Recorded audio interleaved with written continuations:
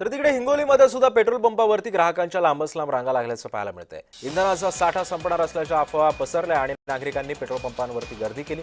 या अफवांवरती विश्वास न ठेवता संयम बाळगावा असं आवाहन ग्रामीण पोलिसांच्या वतीने करण्यात आलं। याचा आढावा घेतला आमचे प्रतिनिधी श्रीधर वाळवंटे। आखाती देशामध्ये युद्धजन्य परिस्थिती दिवसेंदिवस वाढतच चालली आहे आणि त्याचा फटका जो आहे ते संपूर्ण राज्यभरामध्ये पाहायला मिळतोय। जसे की पेट्रोल पंपावर मोठ्या प्रमाणात गर्दी देखील पाहायला मिळत आहे। हिंगोली जिल्ह्याभरामध्ये अनेक भागांमध्ये जे आहे ते पेट्रोल पंपावर जे आहे ते ग्राहकांनी मोठ्या प्रमाणात रांगाच्या लावलेल्या आहेत आणि पेट्रोल घेण्यासाठी या ठिकाणी संपूर्ण वसमत असेल, कळमनुरी असेल, सेनगाव असेल, हिंगोली शहर असेल, अनेक भागामध्ये जे आहेत ते ग्राहक जे आहेत ते मोठ्या प्रमाणात गर्दी करत आहेत।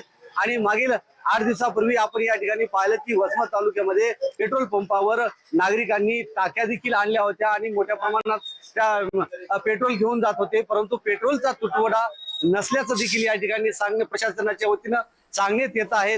श्रीधर वाळवंटे, जय महाराष्ट्र न्यूज, हिंगोली।